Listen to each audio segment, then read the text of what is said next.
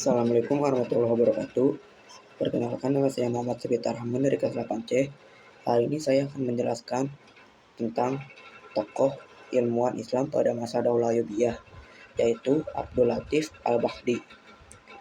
Peradaban Islam telah melahirkan banyak ilmuwan besar yang memberikan sumbangan besar terhadap perkembangan ilmu pengetahuan dunia.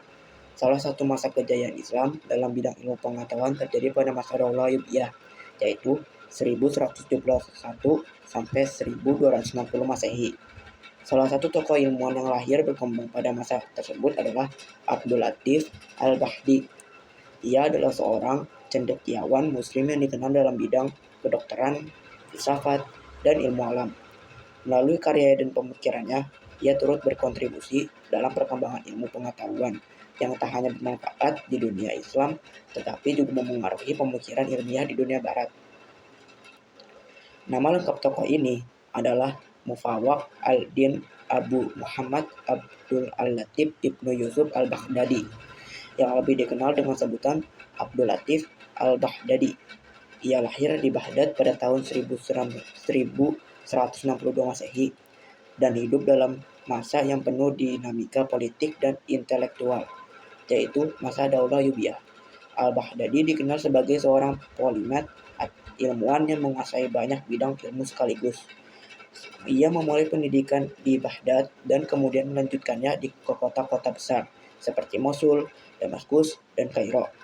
Ia berguru kepada beberapa ulama besar pada masanya, termasuk Ibnu Sina dan Al-Ghazali, dan banyaknya mengkaji karya-karya filsafat Yunani seperti Aristoteles dan Galenus. Di Mesir, ia berkesempatan bekerja di bawah pemerintahan Sultan Salahuddin Al-Ayyubi, penguasa besar Daulah Ayyubiyah yang juga mendukung perkembangan ilmu pengetahuan. Salah satu kontribusi besar Abdul Latif Al-Baghdadi adalah dalam bidang kedokteran dan anatomi.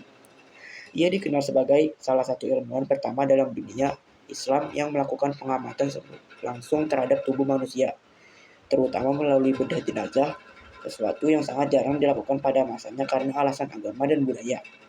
Ia menulis sebuah karya penting berjudul Kitab Al-Ifadah wa Al-Ittibar yang berisi pengamatan dan pemikiran ilmiah selama berada di Mesir, termasuk pengamatan tentang anatomi manusia, tumbuhan, serta kebiasaan sosial masyarakat Mesir kala itu.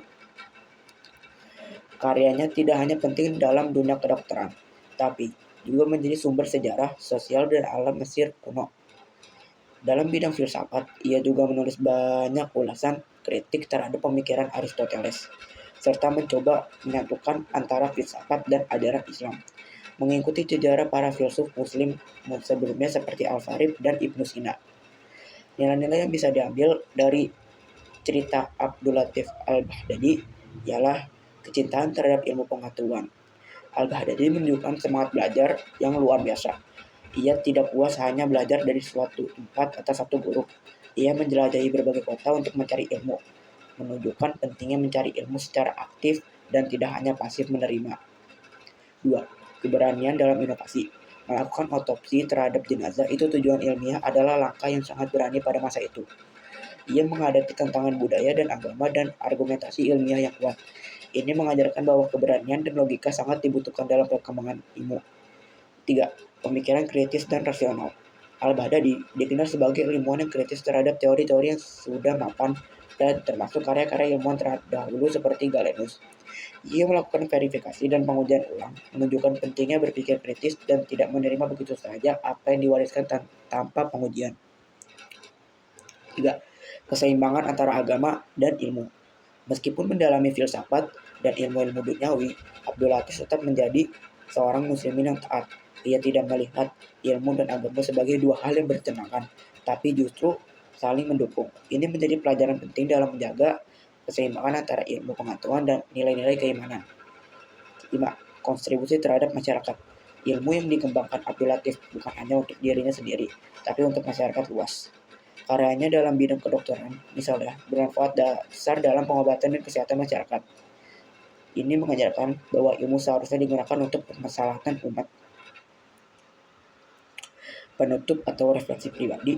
Melalui tokoh Abdul Latif Al-Baghdadi, saya belajar bahwa menjadi bahwa menjadi ilmuwan itu bukan hanya tentang mengumpulkan pengetahuan, tetapi juga tentang memiliki keberanian, tanggung jawab, dan ketulusan untuk berbagi manfaat bagi umat Islam. Dalam zaman modern ini, di mana informasi sangat mudah diakses, seharusnya kita sebagai pelajar muslim dapat meneladani semangat beliau dalam mencari ilmu. Saya merasa terinspirasi oleh cara berpikir kritis, berani mencoba hal baru, dan tetap berpegang pada nilai-nilai Islam.